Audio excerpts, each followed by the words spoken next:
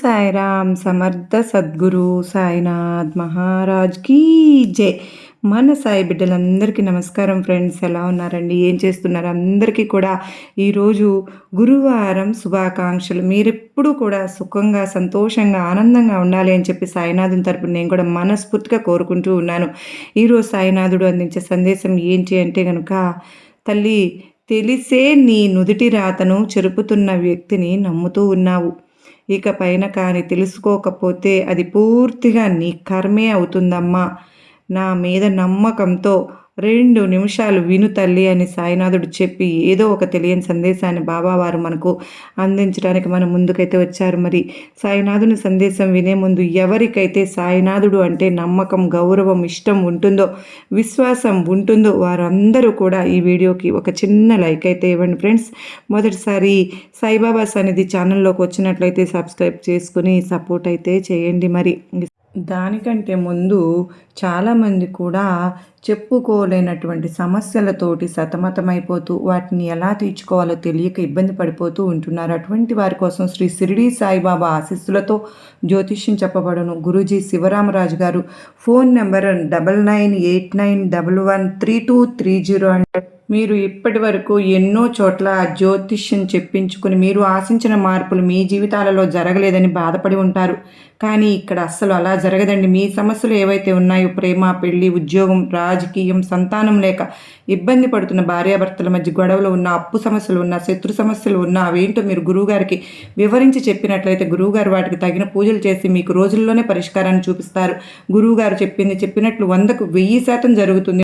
నమ్మకంతో కాంటాక్ట్ అవ్వండి. అంత మాత్రమే కాదు, భార్యాభర్తల మధ్య వశీకరణ, స్త్రీ మరియు పురుషుల మధ్య వశీకరణ కూడా 100% జరగబడును. మాకు ఉన్నటువంటి ఎన్నో రకాలైన సమస్యలు కూడా గురువు గారు చేసిన పూజల వల్ల అన్నీ తీరి ఈ రోజున మేము ఆనందంగా జీవితంలో ముందడుగు వేస్తున్నాము. అలాగే మీ జీవితాల్లో కూడా సంతోషాలు నిండాలి అంటే వెంటనే కాంటాక్ట్ అవ్వండి. ఇక ఏమాత్రం ఆలస్యం చేయకుండా మనకు ఏమి సందేశం అందించాలని సాయినాథుడు అనుకుంటూ ఉన్నారో తెలుసుకుందాం. తల్లి, నా నుదుటి రాత బాగోలేదు, నా తలరాత బాగోలేదు. నా జీవితంలో ఎన్ని కష్టాలు, నమ్మిన వారే నన్ను మోసం చేస్తూ ఉన్నారు. ఎవరిని నమ్మాలి, ఎవరిని నమ్మకూడదు, అసలు ఈ జీవితం ఏంటి అని చెప్పి నీకు అర్థం కాని పరిస్థితులలో ఈ రోజున నువ్వు నిలబడ్డావు. అసలు నీ జీవితం అంటే ఏంటో పూర్తిగా తెలుసుకునేలాగా ఈ కథ నిన్ను వివరించి మరీ చెప్తాను. పూర్తిగా వినమ్మా. ఎక్కడ కూడా నువ్వు ఈ కథని వదలకుండా వింటేనే పూర్తి జీవితం అనేది అర్థమవుతుంది అని చెప్పి మనకు సాయినాథుడు ఒక కథను వినిపించాలి అని అనుకుంటూ ఉన్నారు. నిజంగా బాబావారు చెప్పినట్లుగా కథని ఎవ్వరు కూడా మధ్యలో స్కిప్ చేయకుండా వింటేనే పూర్తిగా అర్థమవుతుంది. ఒక ఊర్లో ఒక మహారాజు ఉన్నారు. ఆ మహారాజుకు ఒక మంచి అందమైన అమ్మాయితో వివాహం అయితే జరుగుతుంది. ఇద్దరూ కూడా చాలా సంతోషంగా ఉంటారు. ఒకరోజు ఆ యొక్క రాజ్యంలోకి ఒక సన్యాసి వస్తారు. సన్యాసి వచ్చి భిక్షాటన చేసుకుంటూ రాజుగారికి ఒక మాట చెప్తారు. రాజుగారు ఆ సన్యాసి మాటలు విన్న తర్వాత, ఈ సన్యాసికి చాలా అనుభవం ఉంది, అసలు నా జీవితం గురించి కూడా ఒక్కసారి అడిగి తెలుసుకుందాము అనుకుని, స్వామి, నా యొక్క జీవితం గురించి చెప్పండి. నాకు వివాహం అయిన తర్వాత నా భార్య నా దగ్గరకు వచ్చిన తర్వాత నేను చాలా సంతోషంగా ఉంటున్నాను. ఇక నా బిడ్డల విషయానికి వస్తే నాకు ఎటువంటి సంతానం కలుగుతుంది, నా బిడ్డల వల్ల నేను ఆనందంగా ఉంటానా అని చెప్పి అడుగుగా, అప్పుడు ఆ సన్యాసి ఏం చెప్తారు అంటే, నాయనా, నీకు బిడ్డల వల్ల మంచి ఫలితాలు అనేవి కలుగుతాయి. కానీ నీకు పుట్టపోయే బిడ్డ మగబిడ్డ అయితేనే నీకు ఇటువంటి ఫలితం కలుగుతుంది. ఒకవేళ కనుక నీకు ఆడబిడ్డ జన్మిస్తే నీ జీవితం అంతా కూడా అల్లకల్లోలంగా మారుతుంది అని చెప్పి వెళ్ళిపోతాడు అన్నమాట. ఇక వెళ్ళిపోయిన తరువాత రాజుగారు దాని గురించే బాగా ఆలోచిస్తూ ఉంటారు. కొన్ని నెలలు గడిచిన తర్వాత ఆ రాణి అంటే గర్భంతో అంటే నెల తప్పుతుందన్నమాట. నెల తప్పిన తర్వాత ఈ రాజుకి మరి కాస్త టెన్షన్ ఎక్కువ అవుతుంది. ఒకవేళ అబ్బాయి పుడతాడేమో, అమ్మాయి పుడుతుందేమో, అమ్మాయి పుడితే నా జీవితం అల్లకల్లోలం అయిపోతుంది అని చెప్పి ఆ సన్యాసి చెప్పారు కదా, మరి ఎలా ఈ సమస్యకు పరిష్కారం ఏంటి అమ్మాయి పుడితే నేను ఏం చేయాలి అని చెప్పి చాలా ఆలోచిస్తూ ఉంటాడన్నమాట. ఇలా ఆలోచిస్తూ తనలో తనే మదన పడిపోతూ ఉన్నప్పుడు ఆ రాణి తన దగ్గరకు వచ్చి, మహారాజా, ఇదివరకు మీరు చాలా సంతోషంగా ఉండేవారు, కానీ ఈ మధ్య మీరు దేని గురించో ఎక్కువగా ఆలోచిస్తూ ఉన్నారు. అసలు ఏమి జరిగింది నాతో చెప్పండి అని అంటారు. ఆ సన్యాసి చెప్పిన మాటలన్నీ కూడా ఆ రాజుగారు తన యొక్క భార్యకు వివరిస్తారు. అప్పుడు భార్య చాలా బాధపడుతుంది, కానీ మహారాజుకు ఒక్క మాట కూడా ఎదురు చెప్పదు. మహారాణి, నువ్వు ఖచ్చితంగా మగబిడ్డకు మాత్రమే జన్మనివ్వాలి మహారాణి. ఒకవేళ పొరపాటును గనక నువ్వు ఆడబిడ్డకు జన్మనిచ్చావు అంటే కనుక నిన్ను ఇంకా నీకు పుట్టిన బిడ్డను ఇద్దరినీ కూడా చంపేస్తాను. ఇందులో ఎటువంటి మార్పు లేదు అని చెప్పి ఆ మహారాజు చెప్పడంతో ఆ రాణి మరి కాస్త భయపడిపోతూ ఉంటుందన్నమాట. ఇక గర్భంతో ఉన్న తన భార్యకు నెలల నుండి ప్రసవం రోజు కూడా దగ్గర పడుతుంది. ఇక ఒకరోజు మహారాణికి నొప్పులు రావడం మొదలవుతాయి. అనుకున్న విధంగానే తనకు ఆడపిల్ల కాకుండా మగపిల్లవాడే జన్మిస్తాడు. ఇక మగబిడ్డ జన్మించిన తర్వాత కోరుకున్నదే జరిగింది అని చెప్పి ఆ రాజు సంబరపడిపోతాడు. మహారాణి కూడా అప్పటి వరకు ఎవరు పుడతారని భయంతో టెన్షన్తో ఉన్నా తను కూడా ఆ టెన్షన్ నుంచి రిలీఫ్ అయ్యి ఎంతగానో సంతోషపడిపోతూ ఉంటుందన్నమాట. ఇలా ఇక ఆ బాబుకు కూడా 2-3 సంవత్సరాలు వస్తాయి. ఆ సన్యాసి చెప్పిన విధంగానే ఆ యొక్క రాజ్యం కూడా ఎంతో ఆనందంగా ఉంటుంది. ఇక మళ్ళీ రెండవసారి కూడా మహారాణి గర్భం అంటే గర్భధారణ చెందుతుంది. ఇక తరువాత మళ్ళీ టెన్షన్ మొదలవుతుంది. ఈసారి ఆ రాజ్యం యొక్క పనుల మీద మహారాజు వేరే ఒక రాజ్యానికి వెళ్ళవలసి వస్తుంది. వేరే రాజ్యానికి వెళ్ళే ముందు మహారాణి దగ్గరకు వచ్చి రాజు ఏమని చెబుతాడు అంటే, రాణి, ఇప్పుడు నువ్వు గర్భంతో ఉన్నావు. నేను మరొక పని మీద ఊరు విడిచి వెళ్ళాల్సి వస్తుంది. నేను తిరిగి వచ్చే లోపు నీకు ఖచ్చితంగా ప్రసవం అనేది జరుగుతుంది. ఒకవేళ పొరపాటును గనక నీకు ఆడబిడ్డ జన్మిస్తే కనుక నువ్వు పురుట్లోనే ఆ బిడ్డను చంపేసేయి. లేకపోతే మాత్రం నేను ఊరుకోను. నిన్ను రాజ్య బహిష్కరణ చేసేస్తాను అని చెప్పి మరీ చెప్తాడు. ఇక ఆ మాటలకు మహారాణి ఎంతగానో భయపడిపోతుంది. ఎందుకంటే రాజుగారు కేవలం మాట మాత్రమే కాదు, ఏదైనా చెప్పారు అంటే కనుక అది ఖచ్చితంగా జరిగేలాగా చూసే మొండివారు కూడా. ఇక అనుకున్న ప్రకారమే మహారాజు ఆ రాజ్యాన్ని విడిచి మరొక రాజ్యం దగ్గరకు పని మీద వెళ్తారు. వెళ్ళినాక తరువాత ఇక రాజుగారు వెళ్ళిన కొన్ని నెలలకు మహారాణి ప్రసవ సమయం దగ్గరికి వచ్చి పండంటి ఆడబిడ్డకు జన్మనిస్తుంది. అనుకున్నట్లుగానే ఆడబిడ్డకు జన్మనివ్వడంతో మహారాణి ఆడబిడ్డ జన్మించిందని చాలా బాధపడుతుంది.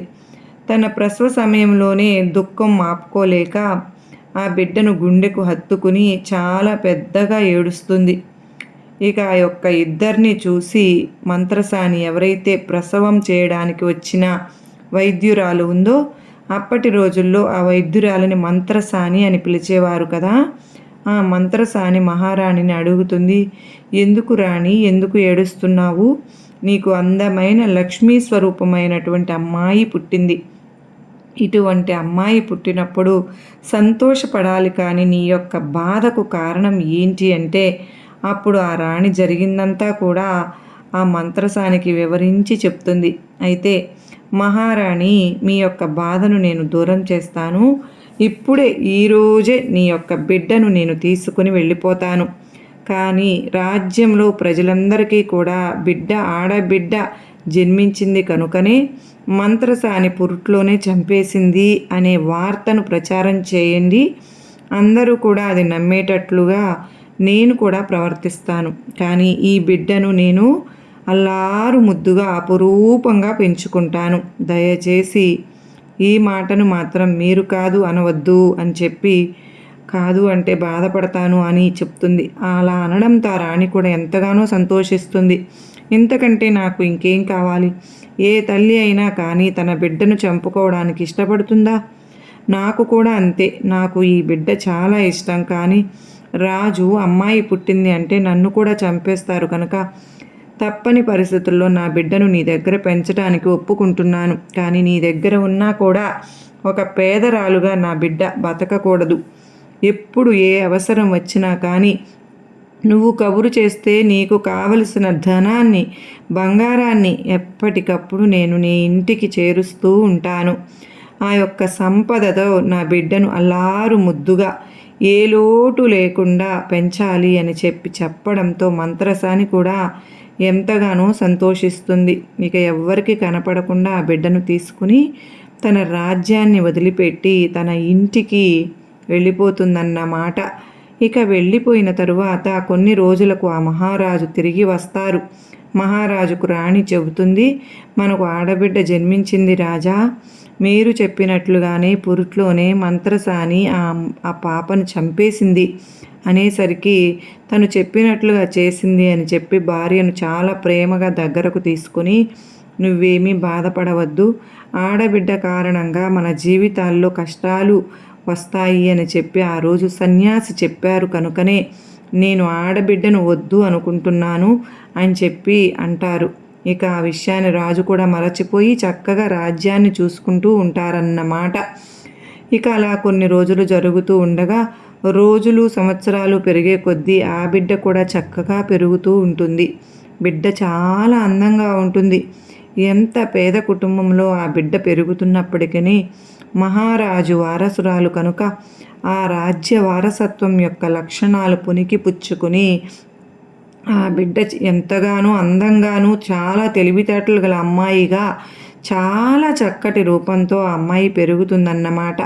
ప్రతి ఒక్కరూ ఆ అమ్మాయిని చూసిన వాళ్ళు ఈ మంత్రసానికి ఇంత అందమైన అమ్మాయి ఎలా పుట్టింది వచ్చింది అని చెప్పి ఎవరు ఈ బిడ్డ అని చెప్పి అందరూ చుట్టుపక్కల వారందరూ అడుగుతూ ఉండగా ఆ మంత్రసాని ఆ బిడ్డ తన మేనగోడలు అని చెప్పి ఆ మేనగోడల యొక్క అమ్మా నాన్న చాలా అందంగా ఉంటారు కనుకనే ఈ బిడ్డ కూడా అంత అందంగా పుట్టింది అని చెప్పి అలా చెప్పుకుంటూ వచ్చిందన్నమాట. ఇక ఇలా ఆ అమ్మాయి పెద్ద మనిషి కూడా అవుతుంది. పెద్ద మనిషి అయిన తరువాత తను యవ్వనపు వయసు వచ్చిన తరువాత 16 సంవత్సరములకు ఆ బిడ్డ చాలా అందమైన స్వరూపంగా, చాలా చక్కటి స్వరూపం, అసలు ఒక దేవకన్య ఇంత అందంగా ఉంటుందా అన్నట్లుగా ఆ అమ్మాయి రూపురేఖలు తయారయ్యాయి. ఒకరోజు చక్కగా తన అందమైన కురులతో తలస్నానం చేసి ఆ తల తుడుచుకుంటూ తన మేడ మీద నుంచుని ఆ తలను ఆరబెట్టుకుంటున్న సమయంలో మహారాజు గుర్రపు స్వారీ మీద కింద నుంచుని ఉంటాడు. వచ్చి అప్పుడు ఆ తల వెంట్రుకల నుంచి కారిన ఆ నీటి చుక్కలు ఆ రాజు యొక్క ముఖం మీద పడినప్పుడు ఒక్కసారిగా ఆ మహారాజు తలపైకెత్తి చూడగానే అందమైన అమ్మాయి కనిపించేసరికి మంత్రిని పిలిచి ఆ అమ్మాయి ఎవరు, ఇంత అందంగా ఉంది అని చెప్పి అడుగుతాడు. అప్పుడు ఎవరో నాకు తెలియదు రాజుగారు, మీరు కనుక్కోమంటే కనుక్కుంటాను, నేను వచ్చి చెప్తాను అని చెప్పగా మహారాజు ఆ అమ్మాయి యొక్క పూర్తి వివరాలు నాకు తెలియపరచండి, నేను ఆ అమ్మాయిని పెళ్లి చేసుకోవాలి అని అనుకుంటున్నాను. ఎందుకంటే అసలు ఇంత అందాన్ని నేను ఎప్పుడు చూసిందే లేదు, ఎంత చక్కగా ఉంది ఆ అమ్మాయి అని చెప్పి అంటాడు. అనగా ఇక ఆ మంత్రి కనుక్కోవడానికి వెళ్తాడు. ఇక మహారాజు రాజ్యానికి వెళ్ళి ఆ రోజు రాత్రంతా కూడా ఆ అమ్మాయి గురించే ఆలోచిస్తూ ఉంటాడు. ఆ అమ్మాయి యొక్క రూపమే ఆయన కలలో కనిపిస్తూ ఉంటుంది. అదే ఆలోచనలతో అతను రాజుగారు ఆ రోజు ఆహారం కూడా తీసుకోవడం మానేసి గడుపుతాడు. ఇక తరువాత రోజు మంత్రి ఆ అమ్మాయి ఒక మంత్రసాని మేనకోడలు అని చెప్పి ఆ అమ్మాయిది చాలా పేద కుటుంబం అని చెప్పి ఆ అమ్మాయి యొక్క తల్లిదండ్రులు చనిపోతే తన మేనగోడలను తనే పెంచుకుంటుంది అని చెప్పగా ఆ మంత్రసాని దగ్గరకు భటులను పంపించి ఆ అమ్మాయిని పెళ్లి చేసుకుంటాడు రాజు అని చెప్పండి అనగా ఇక అప్పుడు భటులు వెళ్ళి ఆ మంత్రసాన్ని అడుగుతారు. మహారాజా, నీ యొక్క మేనగోడల్ని పెళ్లి చేసుకుంటాను అని అంటున్నారు. మరి అనగా ఆ మాట వినొక్కసారిగా తన గుండె ఆగిపోయినంత పని అవుతుంది మంత్రసానికి. ఎందుకంటే ఆ యొక్క రాజు ఎవరు, ఆ యొక్క అమ్మాయి తండ్రి. ఒక తండ్రే తన కుమార్తెను పెళ్లి చేసుకోవడం ఏంటి స్వామి, ఇది ఎక్కడైనా ఉందా అసలు, ఇది ఎక్కడి విచిత్రం ఈ పరిస్థితి ఏ పగవారికి కూడా రాకూడదు, ఏ కన్న కూతురికి రాకూడదు అని చెప్పి తన దేవుని గదిలోనికి వెళ్ళి కుమిలిపోయి ఏడుస్తుందన్నమాట. ఇక నా మేనగోడల్ని మహారాజుకి ఇవ్వడం కుదరదు. ఎందుకంటే తనకు ఎటువంటి వివాహము చేసే ఉద్దేశమే నాకు లేదు. కనుక మీ యొక్క రాజుకి చెప్పండి, ఇది జరగదు అని చెప్పి. ఇప్పుడు భటులు వెళ్ళి మహారాజుకు చెప్పగా మహారాజుకు చాలా కోపం వచ్చేస్తుంది. ఈ రాజ్యంలో నా మాటకు ఎదురు తిరిగే వాళ్ళు ఉన్నారా? అసలు ఇది ఎక్కడి ఆచారం? కొత్తగా మొదలైందా ఏంటి? ఒక్కసారి ఆవిడని తీసుకురండి అని చెప్పగా ఆ భటులు వెళ్ళి ఆ మంత్రసాని ఆ రాజ్యానికి తీసుకుని వస్తారు. అప్పుడు ఆ రాజు భటుల చేత ఆ మంత్రసానిని కొరడాతో కొట్టేస్తారన్నమాట. అప్పటికి చాలా వృద్ధాప్యంతో, అంటే చాలా వయసు అయిపోయి పెద్దావిడిగా మారిన ఆ మంత్రసాని ఒంటి మీద కొరడా దెబ్బలతో తగలగానే ఆ నొప్పిని భరించలేక తను ఏం చేస్తుంది అంటే అసలు నిజాలు అన్నీ కూడా రాజుగారి ఎదురుగా బయట పెట్టేస్తుంది. ఒక్కసారిగా రాజు ఆశ్చర్యపోతాడు. ఇదేంటి, నా కన్న కూతుర్నే నేను పెళ్లి చేసుకుందాము అనుకున్నానా? నా భార్య నన్ను మోసం చేసిందా? ఆ రోజు పురిట్లోనే నా భార్య నా కూతుర్ని చంపేశాను అని చెప్పింది. ఇదంతా కూడా అబద్ధమేనా? ఈ యొక్క బిడ్డ బతికున్నంతకాలం నాకు ఏదో ఒక రూపంలో ఇటువంటి పరిస్థితులు వస్తూనే ఉంటాయి. వెంటనే ఆ బిడ్డను చంపేయాలి అని తన కుమారుణ్ణి, ఎవరైతే మొదటిగా మగ బిడ్డ జన్మించాడో ఆ యొక్క కుమారుణ్ణి పిలిచి, నాయనా జరిగింది ఇది. ఇతను అంటే ఈ అమ్మాయి బ్రతుకున్నంత కాలం మన రాజ్యంలో ఎటువంటి కష్ట పరిస్థితులు వస్తాయి అంటే అవి మాటల్లో కూడా చెప్పలేము. కనుక నీ చెల్లి అని కూడా నువ్వు ఆలోచించకుండా ఈ అమ్మాయిని అడవుల్లోకి తీసుకుని వెళ్ళి చంపేసేయి. చంపినట్లుగా సాక్ష్యంగా ఆవిడ యొక్క 2 కళ్ళను తీసుకుని వచ్చి నాకు చూపించు. ఎందుకంటే మీ అమ్మలాగా నువ్వు నన్ను మళ్ళీ మోసం చేస్తావేమో అని చెప్పగా అప్పుడు తన చెల్లి తన కళ్ళెదురుగా ఇన్ని సంవత్సరాల తరువాత కనిపించింది అని చెప్పి సంతోషపడాలా? లేకపోతే తన తండ్రి తన చేతులతో ఇంత దుర్మార్గమైన దారుణమైన పనిని చేయమన్నాడే అని బాధపడాలో ఆ అబ్బాయికి ఏమీ అర్థం కాలేదు. కానీ తండ్రి మాట వినకపోతే ఆ తండ్రి ఎంత మూర్ఖుడో ఆల్రెడీ ఆ కుమారునికి తెలుసు. ఇక తండ్రి మాట కాదనలేక తన చెల్లిని తీసుకుని అడవులలోకి వదిలిపెట్టే దారిలో, చెల్లి నేనైతే నిన్ను నా చేతులతో చంపలేనమ్మా. ఎందుకంటే ఏ అన్నా కూడా ఇలా ఇటువంటి దారుణంగా తన యొక్క సొంత చెల్లెలినే హత్య చేయడం అనేది ఎక్కడ లేదు. కనుక నీవు ఈ అడవులలోనే జాగ్రత్తగా ఉండమ్మా. కానీ నేను నా తండ్రికి చెప్తాను నిన్ను చంపేశాను అని. దానికి సాక్ష్యంగా నేను జింక కళ్ళను తీసుకుని వెళ్ళి చూపిస్తాను అని చెప్తాడు. అప్పుడు లేదు అన్నా, నువ్వు ఖచ్చితంగా నన్ను చంపు. ఎందుకంటే నాన్నగారి మాటని నువ్వు కాదని ఇలా మోసం చేయడం పద్ధతి కాదు. నన్ను చంపి నా కళ్ళనే తీసుకుని వెళ్ళి నాన్నగారికి చూపించు అనగా, లేదమ్మా నేను ఆ పాపం చేయలేను అని చెప్పి ఆ అమ్మాయిని అడవుల్లో ఎవ్వరికీ కనిపించకుండా అడవికి మధ్య భాగంలో వదిలిపెట్టి ఒక జింకను హత్య చేసి ఆ జింక 2 కళ్ళను తీసుకుని వెళ్ళి తన తండ్రికి చూపిస్తాడు. నేను చెల్లిని చంపేశాను నాన్నగారు, ఇవిగో సాక్ష్యం, ఈ 2 కళ్ళను చూడండి అని చెప్తాడన్నమాట. ఇక అవి చూసిన తరువాత శభాష్, నువ్వు కూడా నా కుమారుడివి అనిపించావు అని చెప్పి తన యొక్క కొడుకును హత్తుకుని తను చాలా సంతోషపడతాడు. కానీ తన తల్లి మాత్రం అప్పటి వరకు మంత్రసాని దగ్గర సంతోషంగా నా కుమార్తె ఉంది అని చెప్పి సంతోషపడి కొద్ది సంవత్సరాలు కూడా గడవక ముందే తన యొక్క కుమార్తె యొక్క చావు వార్త నా చెవిన పడింది అని బాధపడుతూ కూర్చుని ఉన్నప్పుడు కుమారుడు వెళ్ళి, అమ్మా ఎందుకు బాధపడుతున్నావు అని అడగగా, నాయనా నిజంగానే నువ్వు నీ చెల్లిని చంపేశావా అని చెప్పి తల్లిని అడుగుతుంది తల్లి. లేదమ్మా, నేను నీ యొక్క మంచి బుద్ధులతో పెరిగిన అబ్బాయిని కనుక నా చెల్లిని చంపలేదమ్మా. నేను నీతో అబద్ధం చెప్పలేను. తన తండ్రితో ఎందుకు చెప్పాను అంటే నా తండ్రి ఎంత మూర్ఖుడో నాకు తెలుసు కనుక తండ్రితో, నా యొక్క కన్న తండ్రితో అలా అబద్ధం చెప్పాల్సి వచ్చింది. అది తప్పైనా కానీ తప్పు లేదమ్మా. కానీ నీతో మాత్రం అబద్ధం నేను చెప్పను. కనుక నా యొక్క చెల్లిని నేను చంపలేదు. అడవికి మధ్య భాగంలో వదిలిపెట్టి ఒక జింకను చంపి ఆ జింక 2 కళ్ళను తీసుకుని వచ్చి నా చెల్లి కళ్ళు అని చెప్పి నాన్నగారికి చూపించానమ్మా అనేసరికి తనకు ప్రాణం లేచి వచ్చినట్లయి, అమ్మయ్య, ఎలాగైనా నా కుమార్తె బ్రతికే ఉంది కదా అని సంతోషపడుతుందన్నమాట. ఇక అమ్మాయి ఆ అడవి యొక్క మధ్య భాగంలో ఉండి ఎటు వెళ్ళాలో ఎక్కడికి వెళ్ళాలో ఏమీ అర్థం కావడం లేదు. తను రోజు రోజుకు ఆహారం వెతుక్కోవడానికి ఆకలితో అలమటించిపోయి బాధపడిపోతూ ఉండేది. అక్కడ ఏవో ఆకులను తిని తన యొక్క కడుపును నింపుకుంటూ ఉండేది.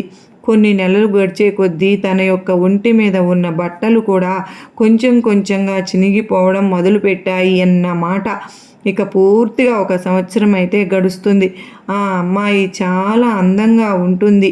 తను పూర్తిగా చిక్కిపోయినప్పటికీ కూడా చాలా అందమైన ఆకృతిని తను కలిగి ఉంటుంది. ఇక ఒకరోజు ఏం జరుగుతుంది అని అంటే, ఎవరో అడవిలోనికి గుర్రపు స్వారీ చేసుకున్నట్లుగా వచ్చే సౌండ్ అనేది వినిపిస్తుంది. ఆ యొక్క శబ్దానికి నగ్నంతో ఉన్న అమ్మాయి, ఎందుకంటే సంవత్సరం గడిచేసరికే తన ఒంటి మీద నూలి పోగు కూడా లేకుండా పోయింది. అలా గుర్రపు బండి యొక్క శబ్దం వినిపించేసరికి ఒక చెట్టు పొదల్లోకి వెళ్ళి ఆ అమ్మాయి దాక్కుంటుంది. ఇక గుర్రపు బండి మీద ఒక రాజకుమారుడు వస్తాడు. ఆ రాజకుమారుడు వచ్చి ఆ పొదకల్లే చూసి అక్కడ ఎవరు ఉంది అని చెప్పి పెద్దగా అరుస్తాడు అన్నమాట. అలా అరిచేసరికి ఆ అమ్మాయి ఇక్కడికి ఎవరో ఒక మనిషి వచ్చాడు అని గుర్తించి నేను ఒక అమ్మాయిని అని చెప్పి జరిగిందంతా చెప్పేసరికి ఆవిడ యొక్క బాధను విని ఆ రాజకుమారుడు తన యొక్క బట్టలను తీసి ఆ అమ్మాయికి పొదల చాటుకు విసిరేస్తే ఆ అమ్మాయి రాజకుమారుడి యొక్క బట్టలను ధరించి ఆ పొదల్లో నుంచి బయటకు వస్తుంది. ఆ అమ్మాయిని ఒక్కసారిగా అలా చూసేసరికి ఆ అబ్బాయి కళ్ళు అనేవి అంటే అమ్మాయిని చూసి ఎలా అంటే ఎంత అందంగా, అంత చక్కటి ముఖం అన్నమాట. చక్కటి కురులు, చాలా అందంగా అనిపిస్తుంది. ఆ అమ్మాయి ఎంత అందంగా ఉంది ఈ అమ్మాయి అని చెప్పి ఆ అమ్మాయి మీద ఆ క్షణంలోనే ఆ అబ్బాయి మనసు పారేసుకుంటాడు.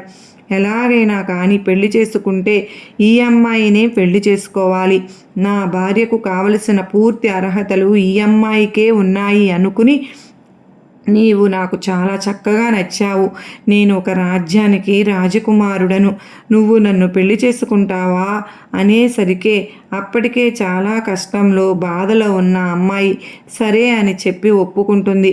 అలా ఒప్పుకున్న వెంటనే తను ఆ గుర్రపు బండి మీద అమ్మాయిని కూడా అంటే ఎక్కించుకుని తన యొక్క రాజ్యానికి తీసుకుని వెళ్ళి ఆ రాజ్యంలో అంగరంగ వైభవంగా ఆ అమ్మాయిని పెళ్లి చేసుకుంటాడు. ఆ అమ్మాయిని పెళ్లి చేసుకున్న తరువాత కొన్ని సంవత్సరాలు అంటే ఒక 2 సంవత్సరాలు గడిచిన తరువాత తను గర్భవతి అవుతుంది. తనకి ఒక అందమైన బాబు జన్మిస్తాడు. ఆ బాబు జన్మించిన తరువాత ఆ అమ్మాయికి అప్పటికి కూడా ఏమాత్రము అందం అనేది తగ్గదు. ఆ రాజకుమారుడు ఆ అమ్మాయిని అడుగుతాడు, మనకు పెళ్ళయి ఇప్పుడు మనం తల్లిదండ్రులుగా మారిపోయాము, నీవు ఎవరో నాకు ఇప్పటికీ తెలియదు, అసలు నీ తండ్రి ఎవరు అని చెప్పి అడగగా ఆ అమ్మాయి చాలా బాధపడిపోతూ, నాకు ఇప్పుడిప్పుడే చెప్పాలి అనిపించటం లేదు రాజా, దయచేసి నా తండ్రి గురించి నన్ను అడగవద్దు అని చెప్పి లెగిసి వెళ్ళిపోతుందన్నమాట. మళ్ళీ 2-3 సంవత్సరాలు గడిచిన తర్వాత ఆ అమ్మాయికి మరొక కుమారుడు జన్మిస్తాడు.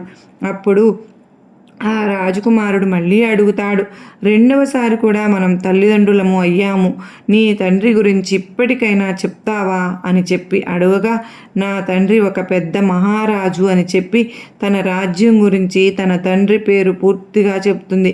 సరే, అప్పటి రోజుల్లో నీ తండ్రి మూర్ఖంగా అలా చేసి ఉండవచ్చు, కానీ ఇప్పుడు నీ తండ్రి మారిపోయి ఉండవచ్చు కదా, కనుక ఇక ఏమాత్రము ఆలస్యం చేయకుండా నీ తండ్రి దగ్గరకు బయలుదేరి వెళ్దాము, ఎందుకంటే ఇప్పుడు నువ్వు ఉన్న ఈ పరిస్థితిని చూసి అంటే నువ్వు ఇప్పుడు ఒక రాజ్యానికే మహారాణివి, తనకంటే కూడా పెద్ద హోదాలో చాలా అందంగా చాలా ధనంతో నీ యొక్క ఆకృతి కానీ నీ యొక్క స్వరూపము కానీ నీ యొక్క ఆస్తి అంతస్తులు కానీ తనకంటే రెట్టింపుగా ఉన్నాయి, కనుక ఇప్పుడు నీ తండ్రి నిన్ను క్షమించి తన యొక్క కుమార్తెగా ఖచ్చితంగా స్వీకరిస్తాడు, వెళ్దాం పదా, కానీ నీవు ఇప్పుడు వెళ్ళు, నేను మాత్రం ఒక 4 రోజుల తర్వాత వస్తాను, నాకు ఎంతో నమ్మకమైన మంత్రిని సేనాధిపతిని నీకు తోడుగా ఇచ్చి పంపిస్తాను అని చెప్పి చెప్పగా తను ఎన్నోసార్లు వద్దు వద్దు అంటున్నా కానీ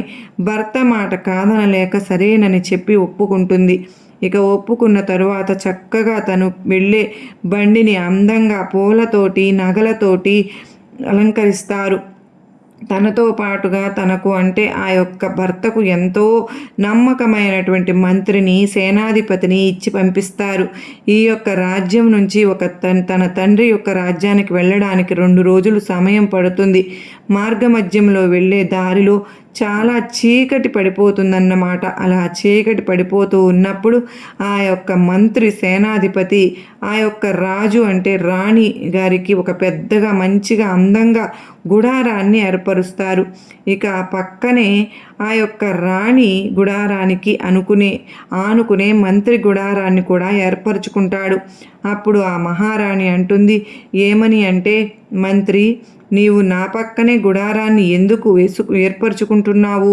నాకంటూ కొంచెం ప్రైవేట్ ప్లేస్ కావాలి కనుక మీరు నా నుంచి దూరంగా గుడారాన్ని ఏర్పరచుకోండి. రాత్రి సమయంలో మీరు నాకు దూరంగా ఉండడమే నాకు చాలా చాలా సురక్షితం అనేసరికే, లేదు రాణి, నాకు మహారాజు చెప్పారు మిమ్మల్ని క్షేమంగా చూడమని, మీ అవసరాలన్నీ కూడా తీర్చమని. కనుక మీ మాట వినకుండా మేము ఇక్కడ గుడారాన్ని ఏర్పరచుకున్నందుకు మమ్మల్ని క్షమించండి అని చెప్పి ఆ యొక్క రాణి మాటలు వినకుండా అక్కడే ఆ మంత్రి గుడారాన్ని ఏర్పరచుకుంటాడు. ఇక గుడారాలు ఏర్పరచుకున్న తరువాత రాత్రి సమయంలో ఆ పక్కన ఉన్న సేనాధిపతి నిద్రపోయిన తరువాత ఆ మహారాణి గుడారంలోకి ఆ మంత్రి ప్రవేశిస్తాడు.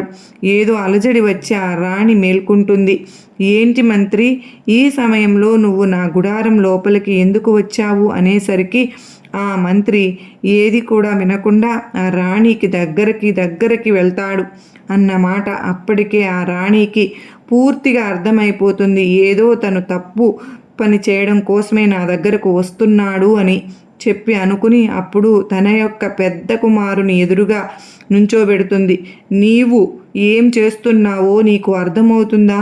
నేను ఒక మహారాజు యొక్క కుమార్తెను, అదేవిధంగా ఒక రాజకుమారుడి యొక్క భార్యను.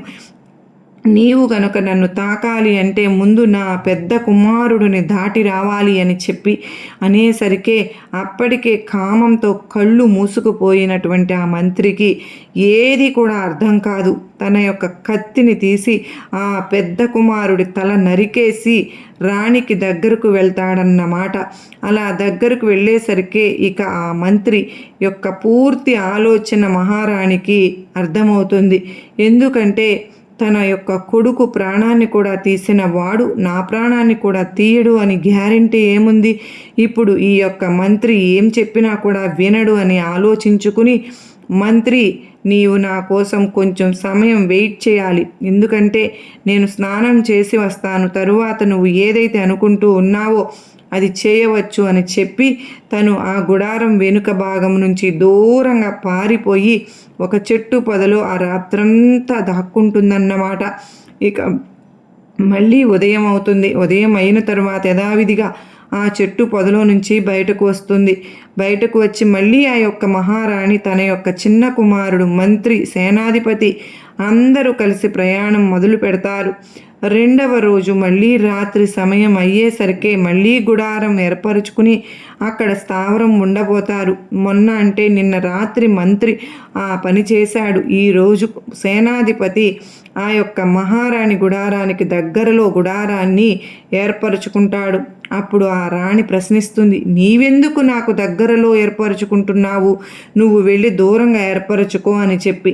అప్పుడు ఆ సేనాధిపతి ఏం చెప్తాడు అంటే, రాజుగారు మిమ్మల్ని కంటికి రెప్పలా కాపాడమన్నారు కనుక రాజుగారి మాట మేము వింటాము అని చెప్పి రాణి ఎన్ని చెప్తున్నా కూడా వినకుండా సేనాధిపతి అక్కడే ఏర్పరచుకుని మళ్ళీ అర్ధరాత్రి సమయంలో మహారాణి గుడారంలోకి ప్రవేశిస్తాడు.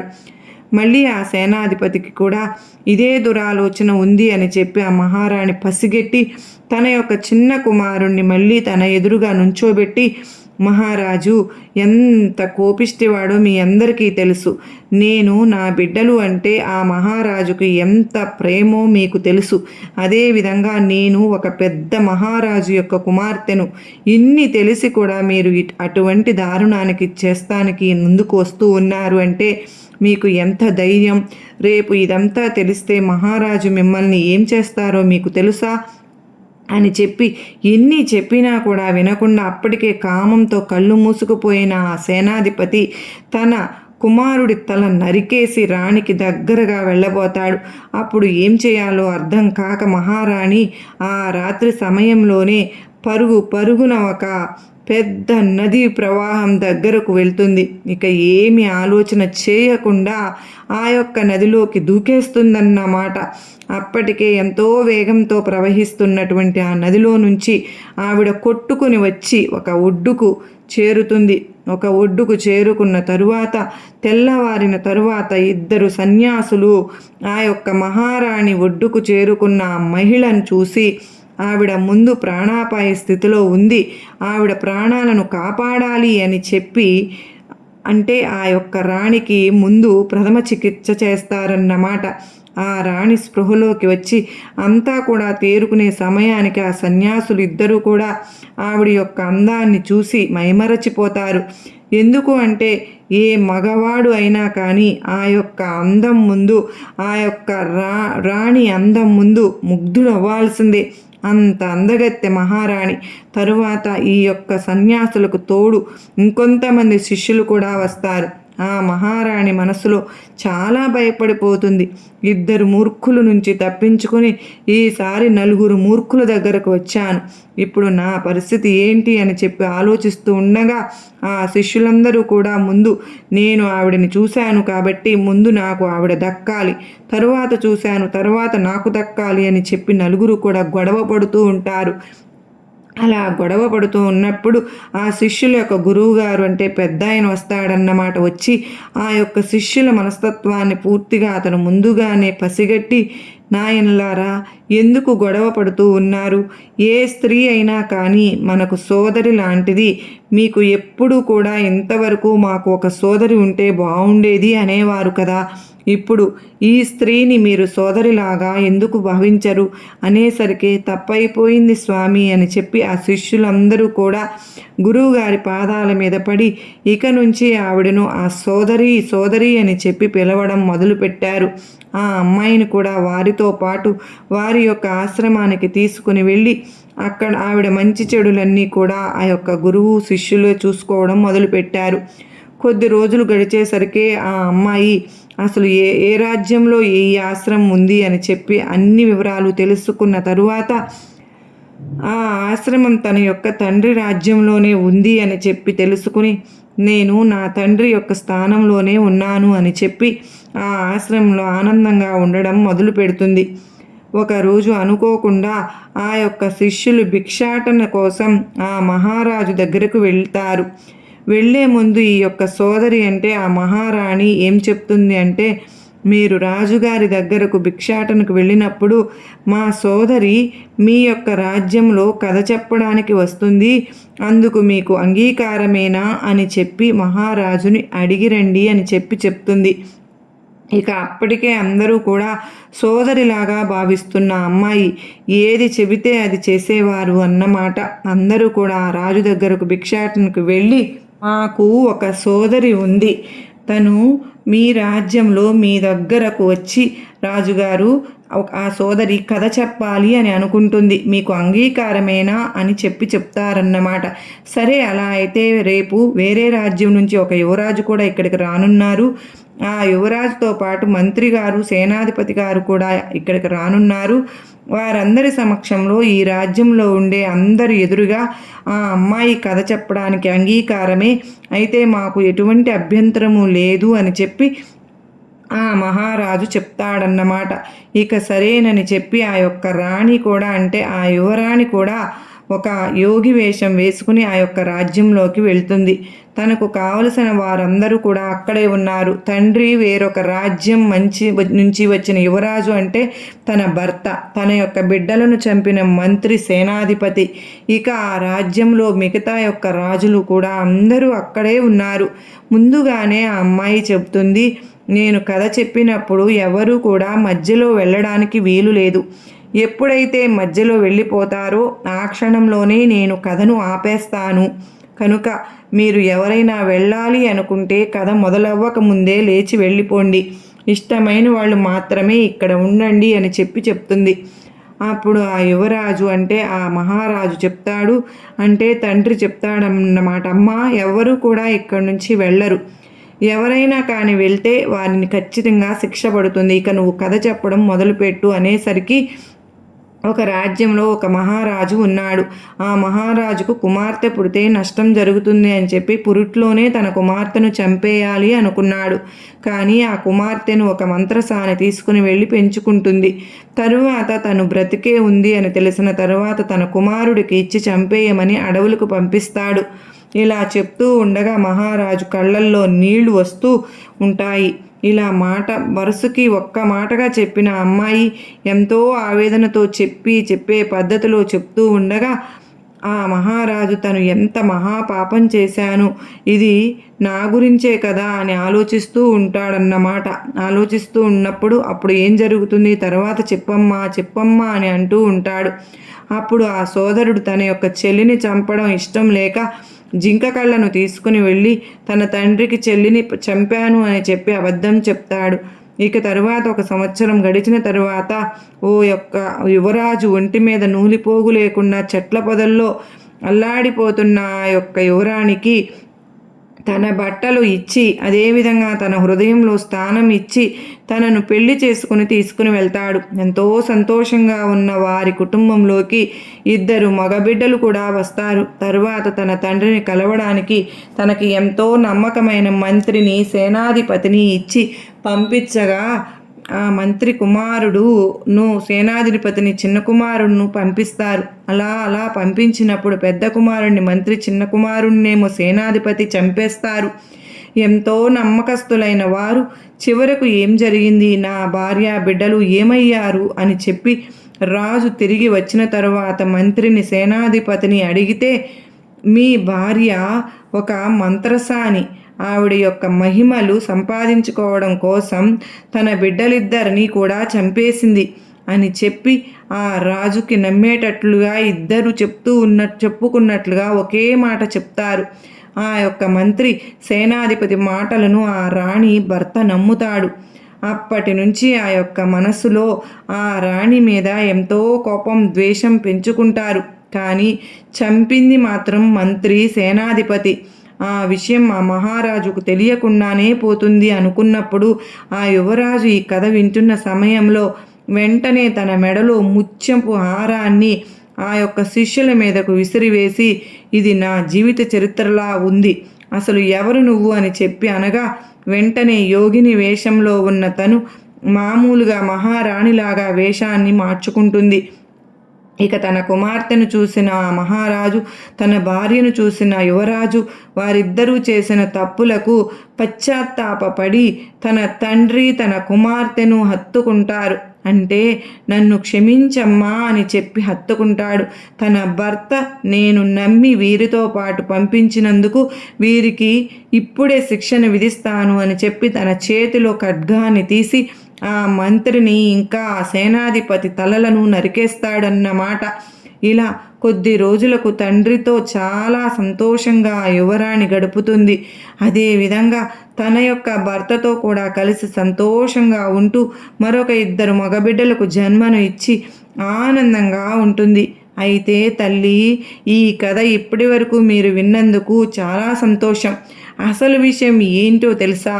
ఈ కథను నీ జీవితానికి సంబంధం ఏంటి అంటే గనుక బిడ్డ, తన యొక్క నుదుటి రాతను మార్చుకునే శక్తి లేక ఎన్నో ఆస్తులు, అంతస్తులు, ఐశ్వర్యములు పుట్టిన యువరాణి సైతము ఎన్నో కష్టాలను అనుభవించింది. మరి అటువంటిది ఎంతో నమ్మకమైన వ్యక్తులు ఆ యువరాజుని మోసం చేసి తన కన్న బిడ్డలను సైతము చంపేశారు.